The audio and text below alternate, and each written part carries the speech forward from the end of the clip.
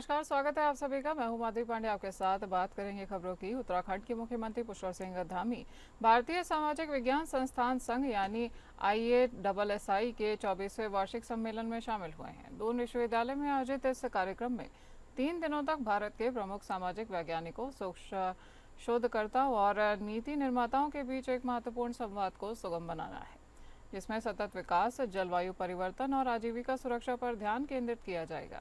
मुख्यमंत्री पुष्कर सिंह धामी ने कहा कि इस तरह के आयोजन में जो निष्कर्ष और सुझाव निकल कर आते हैं, उनको सरकार प्राथमिकता के साथ लागू करने का काम करती है। दून विश्वविद्यालय की कुलपति डॉक्टर सुरेखा डंगवाल ने कहा कि इस कार्यक्रम का उद्घाटन मुख्यमंत्री पुष्कर सिंह धामी ने किया है। 12 अक्टूबर को इसका समापन राज्यपाल द्वारा डॉक्टर गुरमीत सिंह करेंगे। उन्होंने कहा कि इसमें सस्टेनेबल डेवलपमेंट, क्लाइमेट चेंज के विषयों पर चर्चा भी की जाएगी।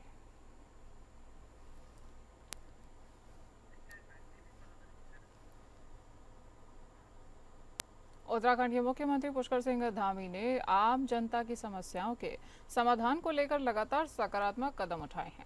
सीएम धामी ने कहा कि सभी जिलों में उन स्थानों को चिन्हित किया जा रहा है जहां पर अभी तक रात्रि प्रवास नहीं हुआ है। उन जगहों पर जनता के बीच पहुंचकर उनकी समस्याओं के समाधान के साथ जनता से सरकार के कार्यों का फीडबैक भी लिया जाएगा।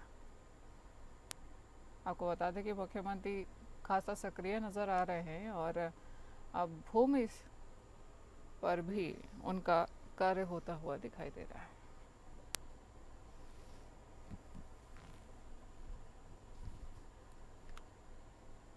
स्थान जहाँ पर पहले कार्यक्रम नहीं हुए, पहले इस प्रकार का प्रवास नहीं हुआ है, उन स्थानों का चयन किया जा रहा है और उन स्थानों की रात्रि प्रवास की करेंगे। सारी उस जनपद की जो जन समस्याएं हैं उनकी सुनवाई भी करेंगे और लोगों के साथ संवाद भी करेंगे। अलग अलग ग्रुप के लोगों के साथ बातचीत करके फीडबैक भी लेंगे। उसके आधार पर सरकार ने जो निर्णय लेने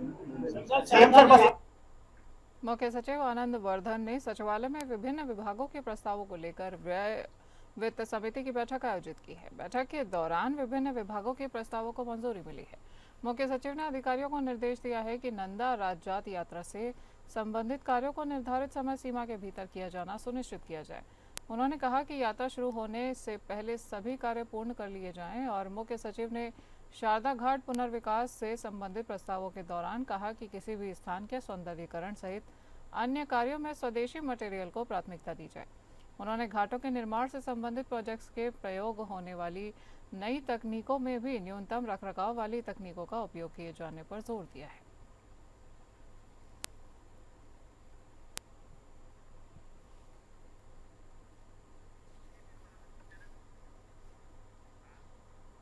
देहरादून और मसूरी को कनेक्ट करने वाले मुख्य मार्ग को लेकर PWD विभाग नए सिरे से अब कवायद में जुटा हुआ है। प्रदेश के PWD सचिव पंकज पांडे ने पिछले दिनों क्षतिग्रस्त मार्ग का मौके पर मुआयना किया है। उन्होंने शिव मंदिर के पास बने अस्थायी वैली ब्रिज को लेकर कहा है कि अधिकारियों को निर्देश दिए गए हैं कि अक्टूबर माह के अंत तक सभी मरम्मत कार्य पूरे कर लिए जाएं, ताकि पर्यटकों और स्थानीय लोगों को परेशानी का सामना न करना पड़े। यहाँ पर स्थायी पुल के निर्माण के बाद वैली ब्रिज का हटाया जाएगा और इसके साथ ही किमाड़ी क्षेत्र से मसूरी देहरादून को जोड़ने वाले सड़क मार्ग को भी लेकर एक ठोस और सकारात्मक पहल की जा रही है।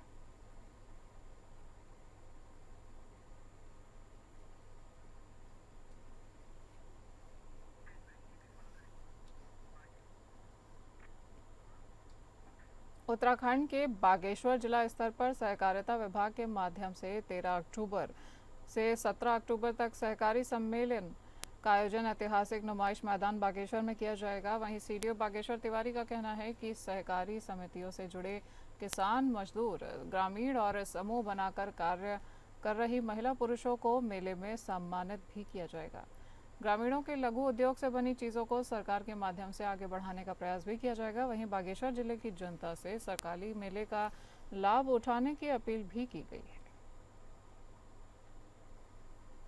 भी प्रोडक्ट हैं जो रूरल एरियाज़ के हैं, चाहे वो एग्रीकल्चर बेस्ड हो, नॉन एग्रीकल्चर बेस्ड हैं, इन सभी को एक मार्केट देने के उद्देश्य से हमारी उत्तराखंड सरकार के द्वारा प्रत्येक जिले में सहकारी मेलों का आयोजन किया जा रहा है। यहाँ पर भी ये मेला 13 अक्टूबर से 17 अक्टूबर तक होगा। इसमें लगभग 100 के आसपास जो है स्टॉल लगेंगे और 40 तो इसमें विभागीय स्टॉल हैं जो हमारे विभाग के जैसे हॉर्टिकल्चर डिपार्टमेंट है, एग्रीकल्चर है, ये सब भी इसको कर रहे हैं। तो इसकी तैयारी चल रही है। इसमें अलग अलग जगह पर इसका प्रचार भी किया गया है। मसूरी में आय प्रमाण पत्र, जाति प्रमाण पत्र, स्थायी निवास प्रमाण पत्र के साथ ही अन्य प्रमाण पत्रों की मसूरी के निवासियों को कचहरी के चक्कर लगाने पड़ रहे हैं और यहां पर सप्ताह में एक बार पटवारी आते हैं और लगभग 3 महीनों से यहां पर पटवारी नहीं पहुंचे हैं। साथ ही राशन कार्ड के लिए भी सप्ताह में एक दिन ही अधिकारी यहां पर आते हैं, जिससे लोगों को परेशानी का सामना करना पड़ रहा है।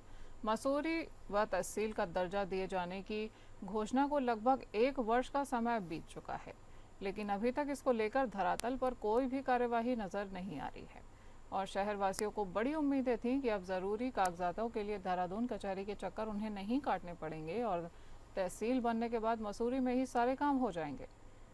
सबसे अधिक परेशानी स्कूली छात्र छात्राओं को हो रही है, जिन्हें छात्रवृत्ति के लिए जाति प्रमाण पत्र और आय प्रमाण पत्र की आवश्यकता होती है, लेकिन पटवारी के न होने के चलते मसूरी में पटवारी नहीं बैठते हैं और उनके प्रमाण पत्र बनने में दिक्कतें आ रही हैं। वहीं जनप्रतिनिधि भी जनता का कार्य करवाने में सफल होते हुए दिखाई नहीं दे रहे हैं।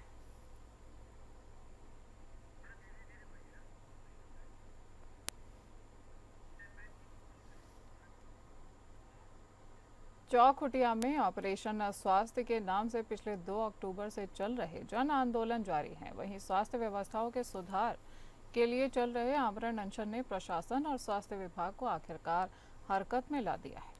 भूख हड़ताल पर बैठे आंदोलनकारी भुवन कठायत की स्वास्थ्य में गिरावट आने के कारण प्रशासन ने उठाकर उप जिला चिकित्सालय रानीखेत में उन्हें भर्ती किया है, जहां उनका इलाज चल रहा है।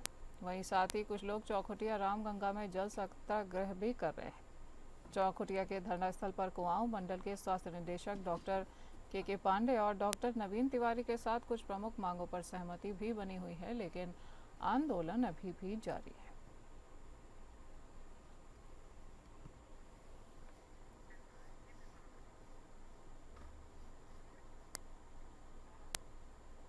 रोड की तहसील परिसर में पिछले काफी दिनों से अपनी मांगों को लेकर भारतीय किसान रोड संगठन के किसान लगभग 42 दिनों से धरने पर बैठे हुए हैं। किसान संगठन के राष्ट्रीय अध्यक्ष के नेतृत्व में यह धरना प्रदर्शन चल रहा है। वहीं किसान संगठन के राष्ट्रीय अध्यक्ष गुलशन रोड ने बताया कि हमारी कुछ मांगे हैं, जैसे स्मार्ट मीटर हम बर्दाश्त नहीं करेंगे। दूसरा, इकबालपुर मिल में किसानों को बकाया का भुगतान किया जाए और ट्यूबवेल की बिजली फ्री कर दी जाए और गन्ना का रेट भी बढ़ाकर 500 रुपये कुंटल कर दिया जाए। 2017 से 18 का 146 करोड़ रुपए किसानों का बकाया इकबालपुर शुगर मिल पर अभी भी बकाया है, जिसमें किसान परिवार हर तरफ से प्रयास कर रहे हैं, लेकिन सरकार ध्यान नहीं दे रही है। इसी को लेकर हर साल कोई ना कोई बड़ा आंदोलन किया जाता है और इसी का एक हिस्सा 42 दिनों से चल रहे धरने का भी है। अभी 5 करोड़ रुपए का चेक डीएम साहब को दिया गया है, लेकिन किसानों का कहना है कि 2017 से 18 का 146 करोड़ में से 5 करोड़ में कितने कितने पैसे किसानों के बनते हैं, ये एक बड़ी बात है। अब किसान यूनियन पीछे हटने के मूड में नहीं है, जिसमें हजारों की संख्या में किसान धरने पर बैठ चुके हैं और आर पार की लड़ाई लड़ने को किसान भी मजबूर हो चुके हैं।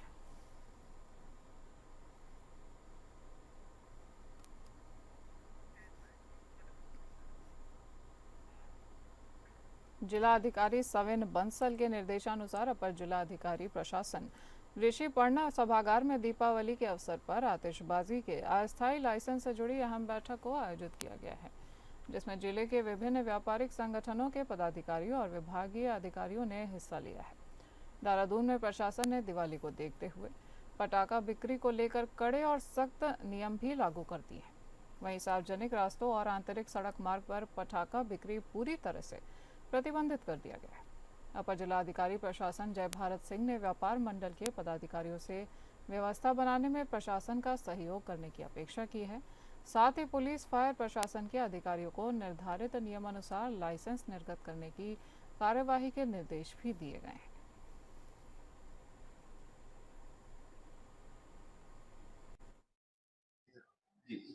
कि जो व्यापारी हैं उनसे अपेक्षा है, उनसे अनुरोध है कि जो क्योंकि पटाखा विस्फोटक पदार्थ की श्रेणी में आता है और कई पटाखे काफ़ी पावरफुल भी होते हैं, तो वो सावधानी बरतें और जो निर्देश दिए जाएँगे, जो फायर डिपार्टमेंट के निर्देश होंगे, जो पुलिस के निर्देश होंगे और जो पटाखा निर्गत करने वाले हमारे सिटी मजिस्ट्रेट आरएसटीएम्स हैं, उनके जो उसमें निर्देश होंगे, उनका पालन वो सुनिश्चित करें।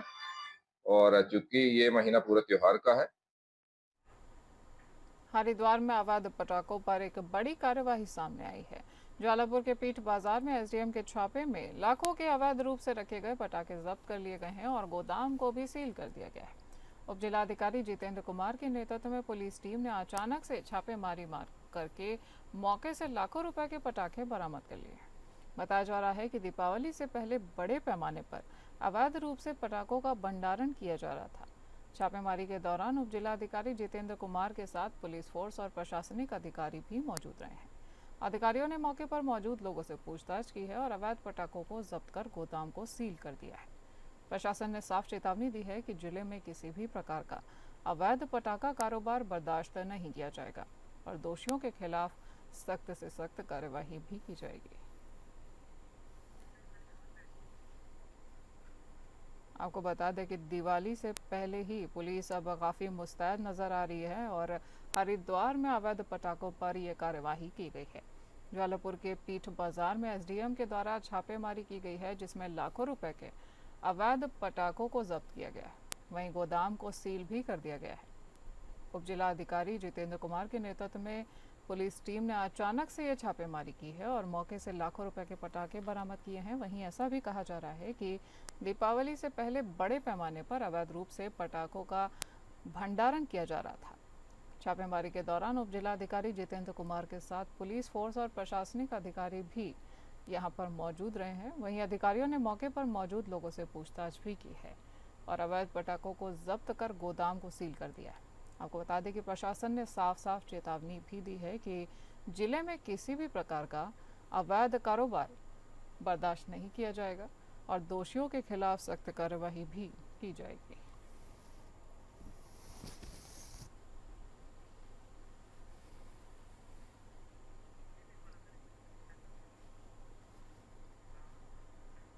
उधम सिंह नगर के जसपुर कोतवाली क्षेत्र की बात करते हैं, जहां बीते दिनों क्षेत्र के मुख्य बाजार में दो महिलाओं के साथ दिन दहाड़े बाइक पर सवार दो युवकों ने चैन स्नैचिंग की घटना को अंजाम दे डाला है। घटना से क्षेत्र में अफरा तफरी मच गई है, जिसके बाद स्थानीय पुलिस घटना की जांच कर आरोपियों की तलाश में जुट गई थी। पुलिस ने घटना करने वाले दोनों आरोपी असलम और अफान को गिरफ्तार कर लिया है। तस्वीरें आपके सामने।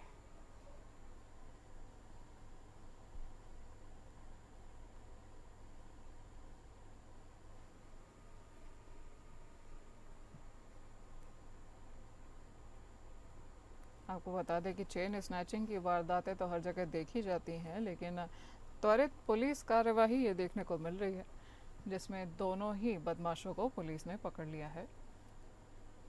गिरफ्तार बदमाशों की तस्वीरें आपके सामने हैं।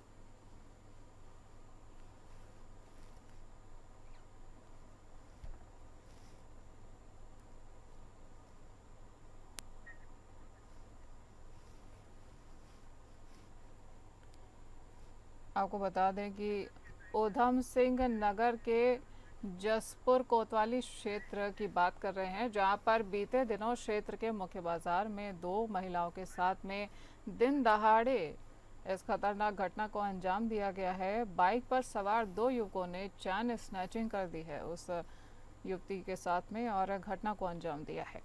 घटना से पूरे क्षेत्र में अफरा तफरी का माहौल भी बनता हुआ देखा गया है, जिसके बाद स्थानीय पुलिस खासा सक्रिय नजर आ रही है। पुलिस ने घटना की जांच भी शुरू कर दी है। वहीं आरोपियों की तलाश में पुलिस जुट गई थी और पुलिस ने घटना करने वाले दोनों आरोपी, जिनका नाम बताया जा रहा है असलम और अफान, उन दोनों को गिरफ्तार कर लिया है और ये त्वरित कार्यवाही देखी गई है पुलिस की उधम सिंह नगर क्षेत्र में। पुलिस को इस खास वारदात में सफलता हासिल हुई है और चैन स्नैचिंग करने वाले दोनों आरोपियों को गिरफ्तार कर लिया गया है। देहरादून के थाना प्रेमनगर क्षेत्र के अंतर्गत शिक्षण संस्थानों में पढ़ने वाले सभी छात्र छात्रों से उनका ड्रग्स टेस्ट कराए जाने को लेकर शपथ पत्र भराए गए थे, जिसके क्रम में पुलिस प्रशासन और डॉक्टरों की संयुक्त टीम के द्वारा प्रेमनगर थाना क्षेत्र स्थित एक निजी शिक्षण संस्थान में निरीक्षण किया गया था। संस्थान में अध्ययनरत छात्र छात्राओं में से 17 का ड्रग्स किट से यूरिन टेस्ट किया गया है, जिसमें सभी छात्रों का नेगेटिव रिपोर्ट सामने आई है। दून पुलिस द्वारा नशे में लिप्त छात्र और छात्राओं को कड़ा संदेश दिया गया है। यदि कोई भी छात्र या छात्रा किसी भी प्रकार के नशे का सेवन करते हुए पाए जाते हैं तो उनके विरुद्ध कड़ी कार्यवाही की जाएगी। पुलिस का संदेश अपने आप में साफ है।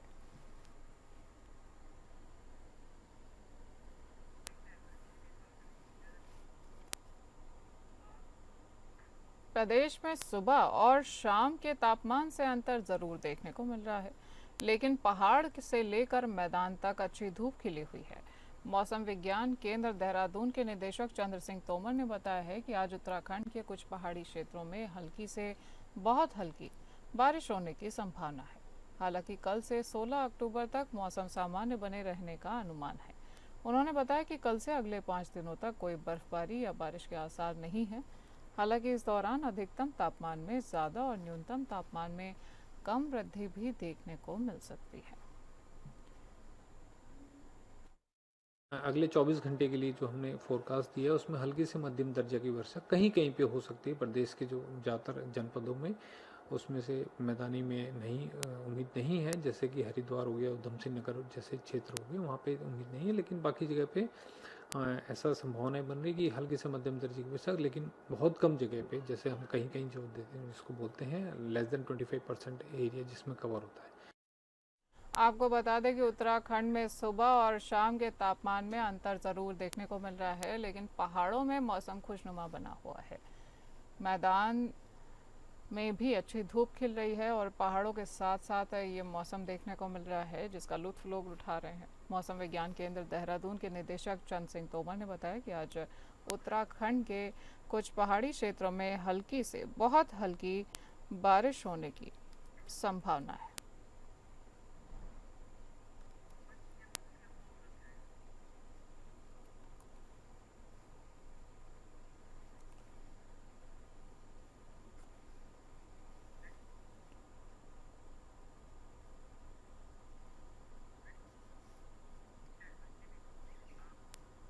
केदारनाथ धाम के गर्भगृह को स्वर्ण मंडित करने का मामला एक बार फिर राजनीतिक रंग ले चुका है और कांग्रेस और भाजपा के बीच इस मुद्दे पर आरोप और प्रत्यारोप का दौर जारी है।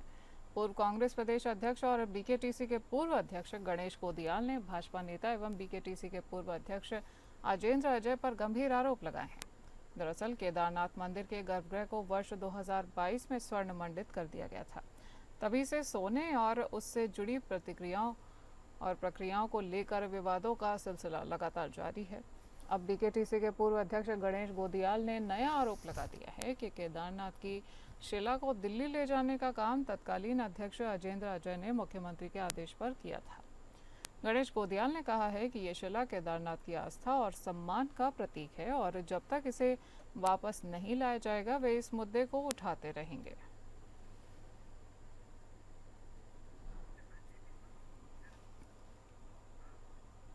आपदा प्रबंधन विभाग ने इस वर्ष मानसून के दौरान हुई क्षति की प्रतिपूर्ति और भविष्य में अवस्थापना संरचनाओं को संभावित नुकसान से बचाने के लिए भारत सरकार से 5,702.15 करोड़ रुपए की विशेष सहायता प्रदान करने की मांग की है।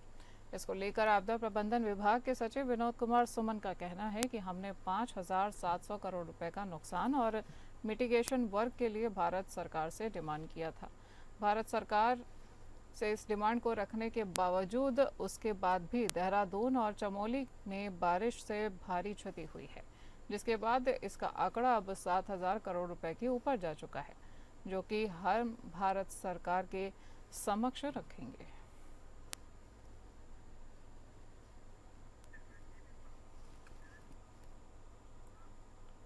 राजधानी देहरादून की विकासखंड रायपुर में राष्ट्रीय ग्रामीण आजीविका मिशन के अंतर्गत समूह की महिलाओं ने प्रधानमंत्री नरेंद्र मोदी और मुख्यमंत्री पुष्कर सिंह धामी के वोकल फॉर लोकल मिशन की और तेजी से कदम बढ़ा रही हैं। मुख्यमंत्री सशक्त बहना उत्सव योजना के अंतर्गत रायपुर ब्लॉक की महिलाओं ने आगामी दीपावली त्योहार को लेकर घर की सजावट में उपयोग में आने वाली LED लड़ी खुद बनाई है और बाजार में उचित मूल्यों पर वो बेच रही हैं। साथ ही चाइनीज सजावटी आइटमों के उपयोग को भी कम करने का संदेश दिया जा रहा है। वोकल फॉर लोकल की मुहिम को आगे बढ़ाते हुए रायपुर ब्लॉक की सभी महिलाओं ने राष्ट्रीय ग्रामीण आजीविका मिशन की मदद से 20,000 और 1 लाख LED लड़ी के पैकेट बनाने का लक्ष्य रखा है, जिसमें से उन्होंने अभी तक 1 लाख से अधिक LED की लड़ी के पैकेट बनाकर बाजारों में उचित मूल्यों पर बेच दिया है। प्रत्येक एलईडी लड़ी के पैकेट में 12 फीट तक की 10 लड़ियां मौजूद होती हैं, जिसकी पैकेजिंग भी खुद महिलाएं ही करती हैं। प्रत्येक पैकेट का बाजार मूल्य 1000 रुपये से 1200 रुपये रखा गया है, जिसमें महिलाएं प्रत्येक पैकेट से 100 से 150 रुपये की आर्थिक आय को अर्जित करने में सफलता हासिल कर रही हैं।